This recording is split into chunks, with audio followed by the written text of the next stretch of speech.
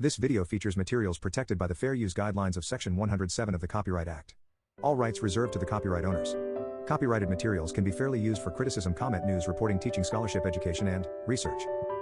Welcome back to the Solo-Dolo channel, where we are on a mission to highlight the benefits and strengths of people that have chosen a solo path. Some of us may be introvert extroverts, introverts, or simply just enjoy peace and solitude after a lifetime of always being quote-unquote on.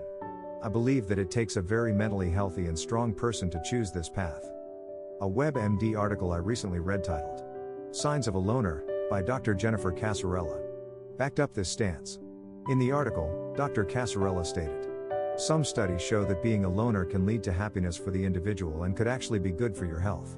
Some people in this study experienced greater life satisfaction with less frequent interaction with their friends."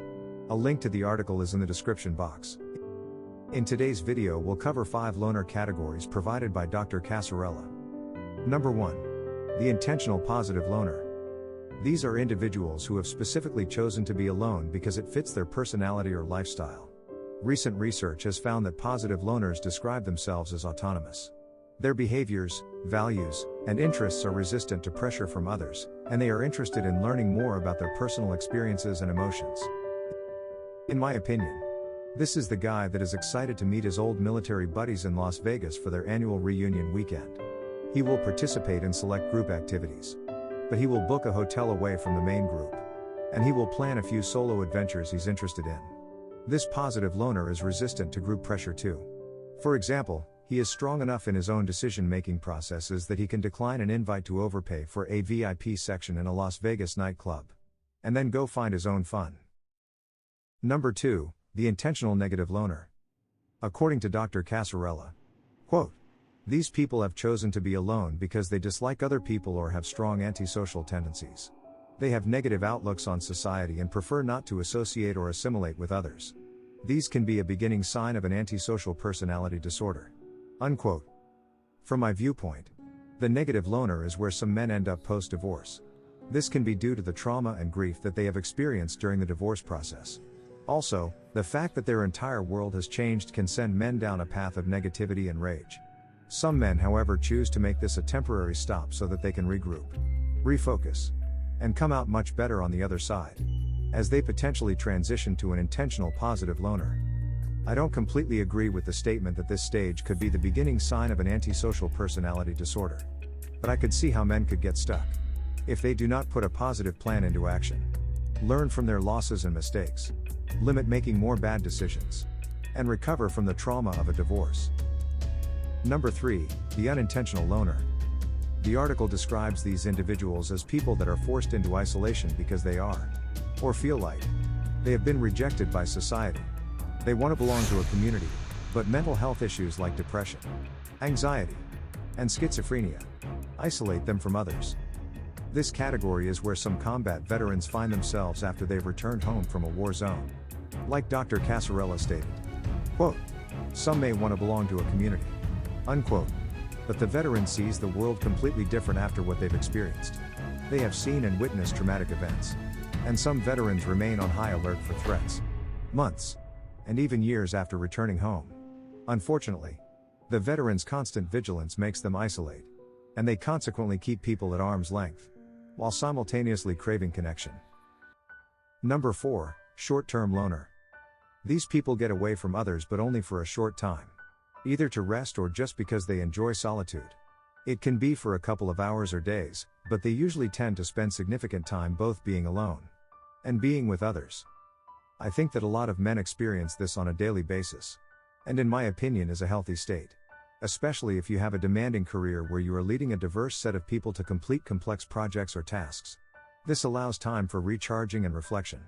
I believe that problems arise when this healthy loner state is seen as a negative state, unfortunately by the people closest to him.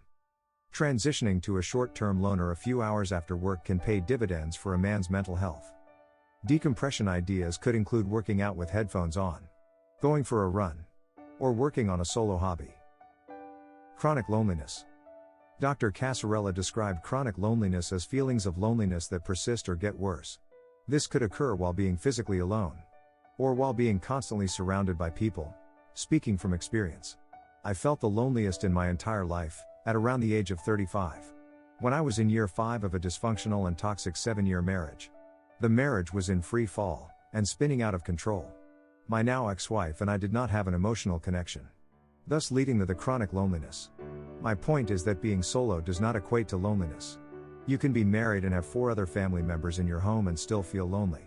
My recommendation is that action must be taken to identify the source. Fix the problem if possible. Or walk away and go solo.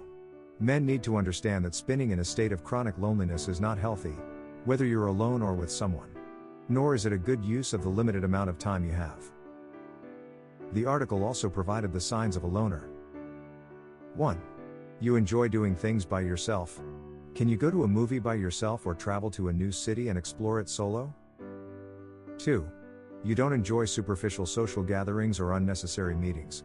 Does a 2-day corporate leadership retreat make you want to run in the opposite direction? Or do you feel irritated when meetings are held that could easily have been solved in an email? 3. You're a self-starter. Dr. Casarella eloquently stated. You're able to manage your own schedule and can stay on task much easier without everyone stopping by to bother you. On a side note, I think that the push to force people to return to the office is fueled by people that just want an audience like they had pre-COVID. Some people thrive on being able to stop by your desk and talk at you, to inform you about their weekend plans, bother you with nonsensical small talk, or worse, trauma dump on you. Some do not have a real intention of connecting with you, and conversations with them leaves you drained and behind on whatever you were working on. 4. You take your time. Rash, spur-of-the-moment decisions are definitely not your thing. You prefer to sit and mull over your thoughts and be well prepared before having to speak. You rationalize ideas and formulate plans with your inner voice instead of your outer voice. And you are totally fine with taking time to formulate answers and solutions. I don't completely agree with this trait, but I can see how slow, calculated moves could be necessary as a loner because spur-of-the-moment decisions could lead to costly, time-sucking mistakes. I think that a lot of men can benefit from this information, as it provides the fuel for introspection, and can help us get to know ourselves.